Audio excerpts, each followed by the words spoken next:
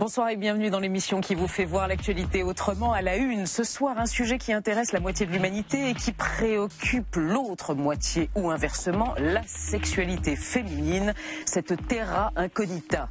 Un rapport vient justement de sortir, Les femmes, le sexe et l'amour, fruit d'une enquête auprès de 3400 femmes françaises, qui nous montre que les femmes sont de plus en plus décomplexées vis-à-vis de leur sexualité.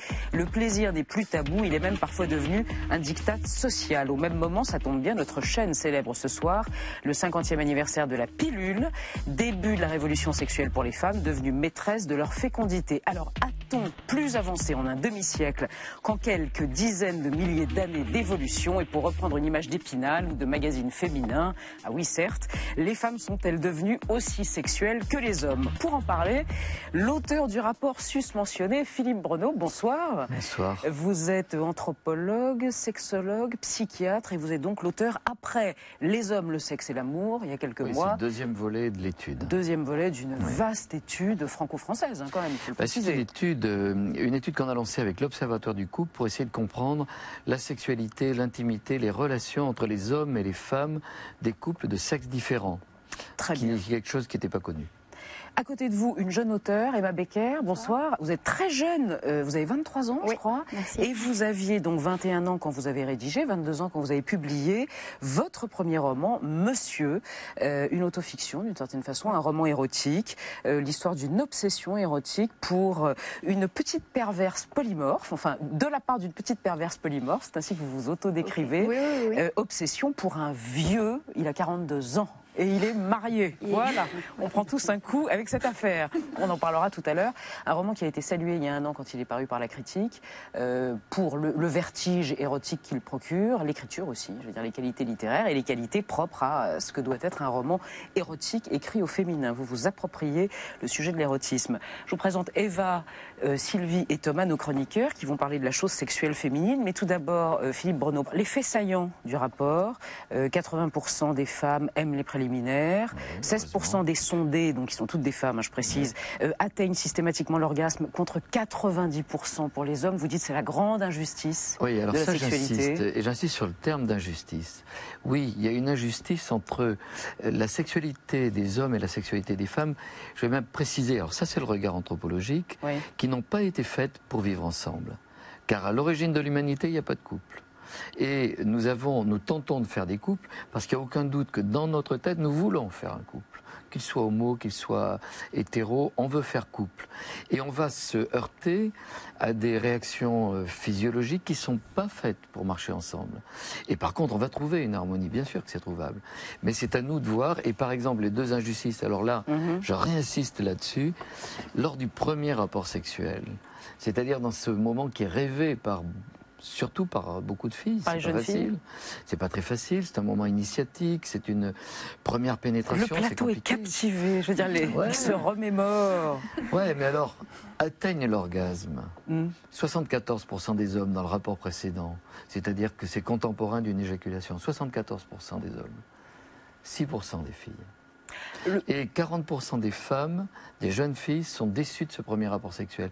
C'est-à-dire qu'au début, dans l'entrée de la sexualité, il y a ce que j'ai appelé une injustice et qui nous dénote surtout une absence d'éducation à la sexualité. C'est-à-dire que ça devrait être pas appris, ça devrait être... on devrait passer des messages de l'éducation, de l'information à la sexualité dès le primaire. Emma Becker, vous êtes très jeune, est-ce que dans le primaire ou dans le secondaire, quand vous faisiez des études ou quand vous avez commencé à travailler, je ne sais pas, vous avez eu des rudiments d'éducation sexuelle? Je dirais que c'est plus par... moi, je pense que c'est un petit peu particulier. Oui, voilà. C'est-à-dire que j'ai commencé déjà beaucoup par lire les livres que mes parents cachaient dans leurs étagères classiques. Je pense que je suis pas très différente des autres jeunes femmes quand je dis que l'éducation s'est faite surtout entre copines, avec nos discussions, les discussions qu'on pouvait avoir avec les gens du même âge, que par nos parents qui même s'ils ne sont pas d'une génération super coincée à ce sujet-là, quand même avait une attitude relativement libre, mais ne nous donnait pas non plus beaucoup d'indices C'est-à-dire on a grappillé des informations là où on pouvait, comme tous les enfants, je pense. On se pose la question, les femmes sont-elles devenues plus sexuelles que les hommes? En d'autres termes, on se demande si, et dans la pratique, et dans la parole, c'est-à-dire la représentation de cette sexualité, et vous êtes bien placé puisque vous avez écrit un roman érotique. Il est très cru, il est très littéraire, il y a évidemment une dimension sentimentale. Vous appelez une chatte, si je puis me permettre. Oui. Elle est là aussi, cette liberté conquise et gagnée, c'est-à-dire de pouvoir nommer les choses, les vivre, oui, mais les nommer et les représenter. Bah, je sais pas, j'ai jamais réellement conçu ça comme ça. Je pense que les mots chatte et tous les autres sont écrits depuis... Simplement, ça surprend toujours quand c'est... Enfin, c'est plus choquant quand ce sont des femmes qui se mettent à écrire ce genre de choses parce que, je sais pas, on s'imagine peut-être qu'une femme, pour arriver au même niveau qu'un homme, va devoir en mettre 2 fois plus, va devoir en montrer 2 fois plus. Donc non, enfin, vous vous appropriez le langage, le mode masculin, le langage masculin pour véhiculer quelque chose qui concerne strictement le féminin. Mais je pense que toutes les filles pourront vous dire que le langage des femmes entre elles est beaucoup plus cru que le langage des hommes. Vous êtes d'accord, Philippe Bredon, avec ça? Oui, c'est possible. Hein, on évoque des détails que les hommes peut-être n'évoquent pas du tout quand ils racontent une expérience. C'est-à-dire... C'est possible, mais c'était des langages cachés, parce qu'on le voit, il faut quand même rappeler que en 1975, c'était il n'y a pas longtemps, 40 ans, oui. En 1975, chez Gallimard, n'est pas paru un roman lesbien parce que c'était pas possible. Vous vous rendez compte? C'était il y a très peu de temps. Puisqu'on parlait de l'appropriation du langage par les femmes et d'un langage très cru et très érotique, je vais vous faire écouter une petite chanson, mais absolument adorable, de Colette Renard. C'était il y a 40 ans, c'est absolument délicieux, très rétro et très cul pour le coup. On écoute. Je me fais sucer la friandise, je me fais caresser le gardon, je me fais empeser la chemise, je me fais picorer le bonbon, je me fais frotter la péninsule, je me fais béliner le joyau, je me fais remplir le vestibule, je me fais ramener l'abricot, je me fais farcir la modelette, je me fais couvrir... Voilà, Colette Renard qui égrène la métaphore, c'est charmant. Ah, c'est plus que charmant. Moi, je crois que c'est aussi par des femmes comme ça, par des hommes qui ont osé dire que les femmes avaient du plaisir, parce que tout le problème, il est dans le plaisir féminin, qui a été étouffé jusque dans les années 1970. Et une chanson comme celle-là a sûrement changé les mentalités. Emma Becker, vous êtes une descendante spirituelle, j'entends, de Colette Renard Ou Colette tout court, d'ailleurs, la romancière, qui a écrit pas mal sur le plaisir féminin. Bah oui, c'est-à-dire c'est une écriture à laquelle je suis sensible, mais c'est vrai que pour revenir à ce que vous disiez, on s'étonne quand même toujours un petit peu qu'une femme puisse appeler chatte une partie de son corps avec laquelle elle vit quotidiennement, alors que finalement, c'est vrai, il y a eu une espèce de révolution sexuelle, d'accord, dans les années 68, tout ce qu'on veut, mais finalement tout ça n'a pas, enfin je sais pas si ça a changé concrètement quelque chose, puisqu'on en est encore aujourd'hui à se demander. Enfin, à se dire que c'est très étonnant qu'une femme puisse écrire chatte ou bite ou... C'est-à-dire que vous écrivez tout ça en même temps dans un contexte de vaudeville bourgeois presque, puisque jeune fille, passion sexuelle pour un homme marié, et en même temps, cet homme marié, vous l'objectifiez complètement, vous en faites un joujou sexuel d'une certaine manière, donc vous le dominez, donc vous renversez complètement le rapport de domination. Oui, mais je fais rien que les hommes ne font pas depuis des millénaires. Hein, c'est-à-dire que oui, il y a une espèce d'ambiance de domination, soumission, mais qui reste très cérébrale. Et du reste, ce qu'on pourrait dire sur la plénitude sexuelle dans ce bouquin, enfin, elle est quasi inexistante. C'est un roman érotique, d'accord, mais c'est surtout un roman cérébral, je pense. Fantasmatique, oui. Plus que physique. Thomas, le rapport entre la sexualité féminine et les artistes, puisque c'est votre domaine. On pourrait remonter à quoi? Au graffiti érotique à Pompéi, mais approchons-nous de l'art contemporain, et même avant. Encore avant. Mais vous avez retrouvé quelques exemples intéressants, notamment de femmes qui s'approprient justement le thème de la sexualité. Complètement. Alors, l'orgasme féminin, ce n'est pas qu'un bon moment à passer, c'est aussi une conquête politique et sociale.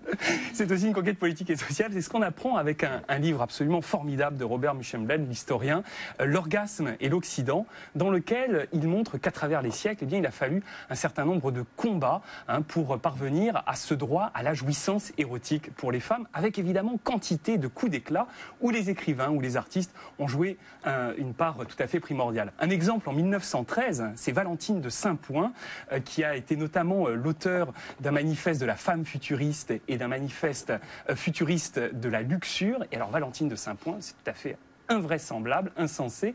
C'est quelqu'un qui, en fait, revendique la place tutélaire, toute puissante, du fantasme et surtout du désir. Elle écrit ceci: la luxure, c'est la recherche charnelle de l'inconnu, c'est la création. Mais elle va beaucoup plus loin. On est en 1913, contexte de montée des nationalismes, on est à la veille d'une guerre mondiale, et elle ose écrire, après une bataille, il est normal que les victorieux, sélectionnés par la guerre, aillent en pays conquis jusqu'au viol pour recréer la vie. Je ne suis même pas sûr que Catherine Millet oserait aujourd'hui. Alors, portée par ces audaces érotiques, eh bien, tout au long du XXe siècle, il y a eu en effet des femmes artistes qui ont exalté leur désir, leur propre jouissance de façon vindicative et parfois même assez insolente. Quelqu'un comme, par exemple, Tamara de Lempicka, qui ne fait pas des nus qui sont de simples objets de consommation visuelle à destination d'une population masculine qui vient se rincer l'œil, mais vraiment des créatures fières d'elles-mêmes, conscientes de leur charme, et qui sont plutôt des créatures actives, qui viennent revendiquer, là encore, qui viennent frapper le regard avec une toute-puissance sexuelle. Mais au XXe siècle, je crois que vraiment l'artiste, grâce à laquelle il y a un cap de franchi, c'est Louise Bourgeois. Oui. C'est une artiste absolument merveilleuse, et notamment dans les années 60, pendant des siècles, ce sont les hommes qui ont peint des nus pour dire leur plaisir, leur appétit érotique, des nus sculptés, des nus dessinés, des nus peints. Eh bien, Louise Bourgeois, elle, la première, a osé montrer par son œuvre sa fascination pour le phallus. Fascination ambiguë, bien sûr, à la fois d'attraction et de rejet, mais une fascination tout de même. Et d'ailleurs, sur une photographie célèbre signée par Robert Mapplethorpe, on la voit avec ce sexe qu'elle a sculpté sous le bras, cette espèce de pénis un peu monstrueux. Pénis canne, comme une canne. Pénis canne, avec ce regard malicieux, ce sourire absolument extraordinaire. Et je crois au fond que cette image, c'est pas simplement l'image d'une artiste avec son œuvre, c'est vraiment l'image de la femme du XXe siècle avec son trophée. Vous êtes d'accord, Philippe Bruneau ? Oui, moi ça m'inspire une chose, c'est que ce que l'on voit, c'est que ce sont toujours des hommes qui ont codifié la sexualité féminine. Même Freud la codifie, et la codifie aujourd'hui, c'était juste en son temps, il parle de vaginale clitoridienne, c'est lui qui va amener ce terme. Aujourd'hui, on sait que ça n'existe pas et qu'il faut... on sait que ça n'existe pas. Dans votre rapport, les femmes passent leur temps à dissocier leur jouissance en fonction de vaginale ou clitoridienne. Freud l'a dit. Et si on ne connaissait pas ces catégories, il n'y aurait pas autant de difficultés. Mais on se rend compte que c'est extrêmement récent que des femmes aient pris position, que Cher Hit ait osé parler de sexualité, que ce sont des femmes qui en ont parlé. Ça date de moins de 50 ans. Auparavant, c'est toujours des hommes qui ont codifié. Et il n'y a pas si longtemps, dans les années 50, il y avait encore un médecin en France qui disait l'orgasme féminin, ça n'existe pas. Ça n'existe pas, absolument. Ça, c'était bien avant votre naissance, chère Emma Becker. Vous parlez du rapport Scheer-Hite, qui date de 1976, et ça avait fait l'effet d'une bombe. Eh bien, en France, en pleine révolution sexuelle, il y a eu un rapport. C'est le thème du journal du Temps de Bruno Godenzi.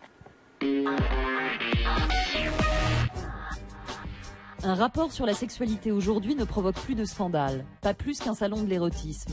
Par contre, on est toujours étonné par la différence entre ce qu'on croit savoir sur les pratiques sexuelles et ce qu'elles sont en réalité. S'agirait-il d'une nouveauté sous le soleil d'Eros ? Évidemment pas. France, 1971. Alors que 68 a hurlé « Jouissez sans entrave » et que 69 a été sacré « Année érotique », l'ORTF diffuse, et c'est rare, un reportage sur les pratiques des Français à l'occasion du rapport Pierre-Simon. Et là, surprise, la révolution sexuelle n'a peut-être pas commencé partout. La contraception permet une nouvelle finalité, le plaisir.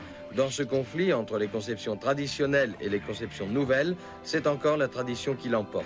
95% des femmes connaissent la pilule, 45% croient à son efficacité, 8% seulement la prennent. Il est nécessaire, pour venir jusqu'à nous, d'avoir franchi un certain nombre de barrières personnelles.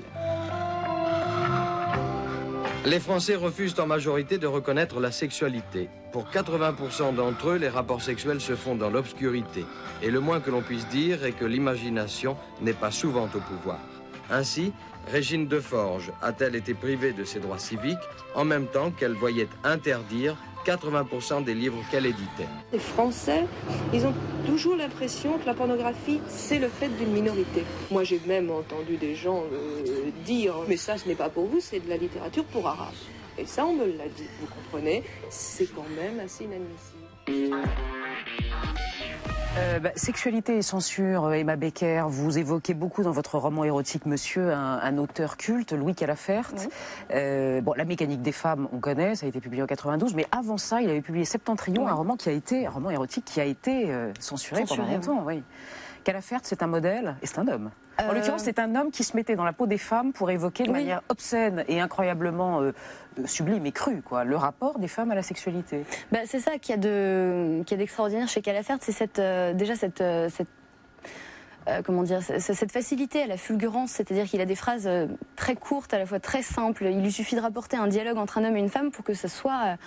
Vraiment, ce soit criant de vérité, Et j'ai longtemps été très très fascinée par quelque chose dans ce bouquin, c'est-à-dire j'avais l'impression que toutes les femmes finalement qu'il interrogeait étaient des prostituées, puisque toutes parlaient de tous les mecs qu'elles s'étaient fait dans la semaine, de toutes les bites entre guillemets qu'elles avaient prises, tout ça, pour m'apercevoir finalement que Calafert ne cherche qu'une chose en définitive, c'est de montrer à quel point la femme peut être obscène et crue et borderline, et donc en gros il veut montrer que la femme a en elle la possibilité d'être beaucoup plus crue et choquante qu'un homme, et que pour ça il lui suffit, elle n'a besoin ni de gestes, ni de violence, ni de quoi que ce soit, mais juste son essence même.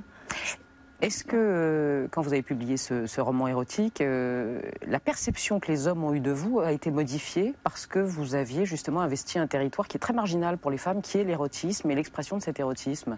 Vous faites peur? Vous faisiez envie? Vous avez senti quelque chose, un désir, quelque chose d'ambivalent à votre égard? Je sais pas, peut-être qu'après il y a une espèce de fascination un peu naïve pour le fait que je suis jeune et que j'écris un bouquin vécu et qui parle beaucoup de transgression, tout ça, mais comme je le dis assez souvent, c'est beaucoup plus facile pour moi d'écrire quelque chose sur ma vie sexuelle ou la vie sexuelle de toute une génération, parce que je pense pas être la seule à avoir ce genre de vie sexuelle, que d'écrire sur mes parents, par exemple, qui est quelque chose de beaucoup plus profond et beaucoup plus intime. Néanmoins, vos parents ont adoré votre livre. Oui, mais je pense pas qu'ils aient lu tous les passages. Mais je pense que c'est l'idée qui leur a... C'est-à-dire, j'écris depuis toute petite, donc la réalisation leur a plu. Ils ont lu ce qui les a arrangés. Oui, je pense. C'est ça, d'une certaine façon. Sylvie, on parle de transgression, de puritanisme, de faire l'amour dans le noir. Parlez-nous d'un pays dans lequel le puritanisme est encore extrêmement fort et prégnant. L'Amérique ? Oui, alors à ceci près qu'on parle beaucoup de puritanisme sans que ce soit le plus souvent du puritanisme, mais c'est vrai que vous avez peut-être entendu parler à la faveur des primaires républicaines une fois de plus, des signes de la domination masculine qui visent non seulement à remettre en cause le droit à l'avortement, ce qui est un vieux classique, mais là on en est au point où c'est le remboursement de la pilule qui est attaqué par un certain nombre de porte-parole du parti républicain aux États-Unis au nom du fait qu'une femme qui prendrait un contraceptif aurait une vie sexuelle dissolue. Et celui qui affrontera Barack Obama lors des prochaines élections, Mitt Romney, qui est lui-même un ancien gouverneur du Massachusetts, a une position assez ambiguë sur toutes ces questions. Et je précise qu'il vient du Massachusetts parce que le Massachusetts, c'est pas n'importe quel État dans l'histoire des États-Unis, c'est un État qui en connaît long sur la domination des femmes, en particulier parce que c'était la terre de ces premiers pèlerins en particulier que l'on a appelés les puritains, ces dissidents anglais qui, fuyant l'église anglicane, sont venus en terre de Nouvelle-Angleterre, dans la région de Boston, dans l'espoir de recréer une espèce de terre pure, de terre sainte. Et évidemment, ce désir de théocratie et de contrôle social et de pureté s'inscrit sur le corps de la femme. Et c'est parmi ces puritains, ces hommes avec des grands chapeaux qui vivent dans une espèce d'univers très clos entre la forêt et l'océan que l'on pend les femmes au nom du fait que ce sont des sorcières. On les brûlait à l'époque. Exactement. Enfin, en tout cas, dans le cas particulier de Salem, on les a pendus. Et l'un des descendants de cette communauté puritaine de Boston, il se trouve être l'un des plus grands écrivains américains, c'est Nathaniel Hawthorne, qui a écrit en 1850 peut-être ce qui est le premier grand roman américain, peut-être le premier roman tout court de la jeune nation, qui raconte la vie dans une petite communauté de Boston puritaine du XVIIe siècle, le stigmate infligé à une jeune femme qui s'appelle Esther Prynne. C'est la lettre écarlate. Cette jeune femme, le roman s'ouvre par son châtiment. Elle a laissé son mari en Angleterre, elle est arrivée dans ces nouvelles colonies, elle a eu une liaison adultère avec le pasteur, et de cette liaison illégitime est né un enfant. Et au début du roman, on voit sa condamnation. Elle est condamnée à porter le A de la famille, un A gigantesque sur sa poitrine pour adultère. Et donc, toute la force d'Esther, ça va être de savoir comment changer le sens de ce A. Et la première chose qu'elle fait, c'est qu'elle coud elle-même, c'est une brodeuse remarquable, avec des fils d'or, un magnifique A, un A extravagant qui montre avec une espèce de crânerie qu'elle ne sera pas repentante. Elle refuse de donner le nom de son amant, elle porte la lettre, elle va en effet, comme c'est une bannie de l'intérieur, au bord de la forêt, mais au fur et à mesure, en quelques années, elle devient la brodeuse de la communauté, elle s'occupe des pauvres, elle devient une espèce de sainte. Et le sens du mot A change. Le mot A devient active, un petit peu comme on l'a dit pour les artistes tout à l'heure. Elle est agissante, elle ne se laisse pas soumettre par la morale des juges puritains. Et surtout, elle donne un nouveau sens au A. Le A, c'est l'Amérique, parce que ce que suggère Hawthorne, en 1850, premier grand écrivain américain féministe et anti-puritain, c'est que la haine du puritanisme est à l'origine de cette Amérique, et ce serait bien que et les extrémistes d'outre-Atlantique et les amateurs de stéréotypes en France se souviennent de ça. La lettre A, la subversion, Emma Becker, c'est quoi aujourd'hui la subversion? Et c'est une question pour vous, Philippe Breno. Qu'est-ce que c'est la subversion aujourd'hui dans ce rapport des femmes à leur sexualité? Moi, j'ai une petite réflexion qui couvre les deux. À la fois, on voit de quelle façon cette femme est prise pour une sorcière. Lorsque Emma Becker parlait de Calafert, il dénonce, enfin, il montre de quelle façon une femme peut être plus crue. Il y a une lecture anthropologique qui est pourquoi le plaisir féminin, notamment, et pourquoi on condamne les femmes dans l'adultère, dans n'importe quoi, depuis le début de l'humanité, c'est parce qu'on sait une chose, les hommes savent une chose, c'est que la sexualité féminine libre est très subversive, c'est ce qui déstabilise la société, c'est ce qui peut arriver à séduire d'autres hommes, et c'est pour cette raison que dans toutes les sociétés, les femmes, c'est une des raisons de la domination masculine, dans toutes les sociétés, les crimes sexuels féminins sont très punis, les hommes le sont à peine. Les hommes et le début de l'humanité a eu très peur de cet orgasme, du plaisir féminin, et ce que l'on voit aujourd'hui, l'avènement de l'orgasme dans les sociétés occidentales, c'est presque une libération, mais qui est insupportable au reste du monde. Orgasme plus que pilule, arme fatale. Fatale. Absolument. Voilà. Vous les trouvez libérées, vous les trouvez sexuelles, vous les trouvez triomphales, ces femmes, parce qu'il y a quand même un modèle et il y a quand même un schéma qui revient sans arrêt, c'est la soumission à l'homme, la peur d'être quitté. Ça, c'est une nouvelle soumission. C'est-à-dire qu'il y a une très grande liberté, beaucoup plus en liberté à faire et à dire, mais il y a quand même un état de soumission. Moi, je trouve qu'il y a une nouvelle soumission qu'il faut un peu dénoncer. Je crois que les femmes, une grande part des femmes aujourd'hui, ont très peur de la relation amoureuse, de la fragilité de la relation amoureuse, et acceptent, ou de la sont solitude. dans une sorte de soumission, oui, de la solitude, et sont dans une sorte de soumission au désir supposé des hommes, alors qu'en définitive, je crois qu'il faut qu'elles existent plus par elles-mêmes. Eva, vous avez fouillé dans les manuels anciens, vous nous avez dégoté un truc incroyable de l'érotologie arabe de Caen. du XVIe siècle. Voilà, c'est tout Eva, ça. Alors ça s'appelle le Jardin parfumé et ça aurait été rédigé au XVIe siècle, vous connaissez? Fermez les yeux, respirez. Allez-y Eva. Par un cheikh, Mohamed Nefzaoui, et donc il y a une légende autour de l'écriture de ce manuel, c'est qu'il avait été condamné à mort par le bey de Tunis et la seule façon qu'il avait d'être gracié, c'était d'écrire un livre capable de révéler les sens fatigués du souverain qui n'arrivait plus à être excité en l'initiant au mystère de l'érotisme. Alors la première traduction qu'on a eue en France, c'était au XIXe siècle, et c'est 21 chapitres rédigés dans une langue savoureuse et raffinée, où on trouve plein de petites anecdotes drôles et poétiques, et sont classifiés tous les différents types de plaisirs, les êtres, femmes et hommes, qui peuvent y prétendre, les diverses façons de les goûter. Il y a aussi des préceptes d'hygiène, c'est très pratique, des recettes aphrodisiaques et même des astuces pour changer l'aspect de ses organes sexuels. Alors, le titre, le jardin parfumé, c'est une référence au corps de la femme, le paradis, puisqu'il dit dans ce manuel que le maître de l'univers leur a donné l'empire de la séduction sur tous les hommes. C'est entre leurs cuisses qu'il a placé l'arène du combat, et une quantité incroyable d'hommes sont morts à cet endroit. Alors, ce qui est étonnant, c'est par exemple... Non, mais je suis très impliquée dans... Non, mais je le vois, oui, vous êtes le premier chef. C'est très dangereux, là, ce que je pas. Ça s'appelle la petite mort. Oui. Alors, la multiplicité des termes pour décrire le sexe féminin, c'est très étonnant. Alors, j'en ai... Mais c'est comme chez Colette Renard. Exactement. La friandise, voilà, alors, il y a le duelliste, l'accommodant et celui qui est toujours prêt à faire face. Ça, je le trouve assez rigolo. Okay. Voilà. On prend. Et le moment idéal, quand une femme veut s'adonner au coït, c'est quand elle roule ses yeux dans tous les sens d'un air de mourante et qu'elle soupire. Ça veut dire que c'est le moment. C'est vrai en plus. Et alors, le plaisir de la femme dans tout le manuel occupe une place très importante, mais il y a juste un petit bémol, c'est que quand l'auteur parle des femmes qui ne font l'amour que sous la contrainte ou les violences physiques, il écarte immédiatement une hypothèse d'aversion pour le mari ou pour la sexualité. Il dit que c'est juste une question de tempérament. Donc la femme reste quand même à disposition de l'homme et de son désir. Concluez. Systématiquement. Conclusion, question, Philippe Bruneau, dans une interview, et vous en parliez tout à l'heure, vous parliez de soumission muette et tacite de la femme, du câlin sans élan pour faire plaisir. Je voulais savoir si c'était vraiment typiquement féminin et comment ça s'expliquait. S'il y a une soumission tacite de la femme, il faut aussi qu'il y ait une soumission tacite de l'homme, parce que quand même, je trouve ça... une soumission tacite de la femme, oui, ça arrive de l'homme. De l'homme, je crois qu'ils ont à apprendre. Les hommes ont beaucoup à apprendre. De ces témoignages, moi j'ai appris beaucoup. Je vois des hommes et des femmes depuis plus de 30 ans. Et c'est vrai que c'est ce regard sociologique, je dirais, quand on a 3400 témoignages, et c'est une sorte de roman fait par leurs témoignages, ces femmes nous disent à la fois des souffrances, parce qu'il y a une phase sombre qui est complexe. Oui. Une femme sur deux a vécu des émotions négatives intenses.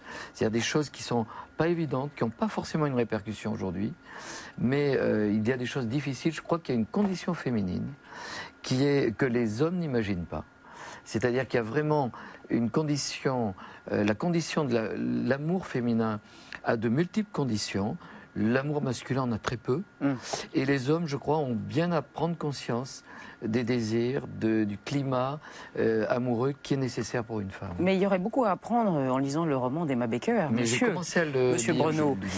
Beaucoup à apprendre sur les femmes. Moi, je voulais vous poser une question, puisqu'on se demande si les femmes sont devenues plus sexuelles que les hommes. Il y a une appropriation de la chose, de la façon de nommer le sexe, de le représenter, que ce soit avec Génie, chez Louise Bourgeois, ou dans des romans érotiques ou ailleurs. Quelle est l'influence de la pornographie? Vous appartenez à cette génération YouPorn, génération porno en fait. Oui, il y a une vraie influence de la pornographie sur une sexualité peut-être glauque, mais décomplexée aussi, y compris dans le dire. J'étais surprise d'ailleurs en lisant votre livre de voir qu'il y avait seulement 44% des femmes qui s'avouaient excitées par la pornographie. Qui sont intéressées. Voilà. Alors je me demandais quel était le pourcentage de femmes qui sont moyennement honnêtes, parce que je n'arrive pas, bon c'est peut-être personnel, à comprendre qu'on puisse trouver ça glauque ou voir ça comme un étalage de viande. C'est simplement, ça dépend de l'état d'esprit dans lequel on se met en allant sur YouPorn par exemple. Je pense que c'est très générationnel. Je suis pas. Les garçons et les filles, je pense de mon âge, sont plus à même d'aller voir de la pornographie. Je pensais que vous alliez chanter Françoise Hardy, mais choc de génération, les garçons et les filles de mon âge.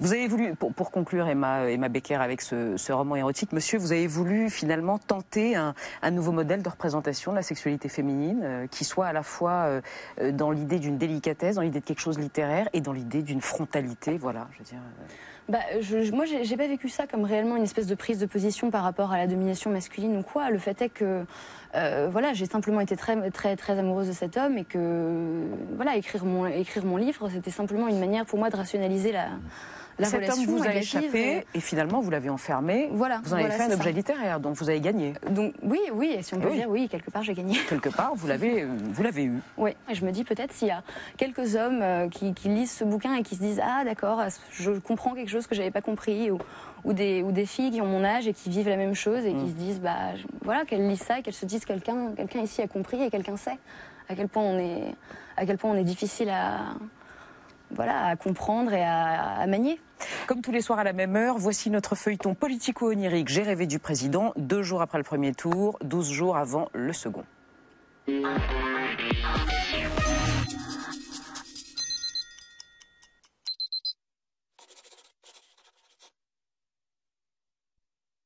rêve que je rencontre le président de la République dans les rues de Périgueux.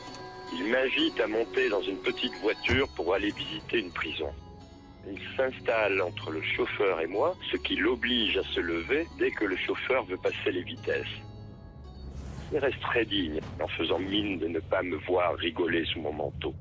Nous arrivons devant une prison où il y a beaucoup d'animation. Les gens vont et viennent, je vois que l'on dresse des tables. Je m'étonne de ne plus voir le président. On me dit qu'il est en train de faire sa visite. Je demande aux gardiens pourquoi ces tables. Ils me disent que nous allons bientôt fêter l'incarcération du président. Et des gens me félicitent de l'avoir accompagné jusque-là. Le crépuscule tombe, le banquet commence, ambiance rouge, saucisson, merguez. Et quand les flonflons se font entendre, tout le monde est sûr qu'il ne sortira pas. Et tout le monde danse jusqu'à la nuit. Je me demande pourquoi je ne l'ai pas suivi, mais on me dit qu'il va mieux, sous peine d'y rester avec lui.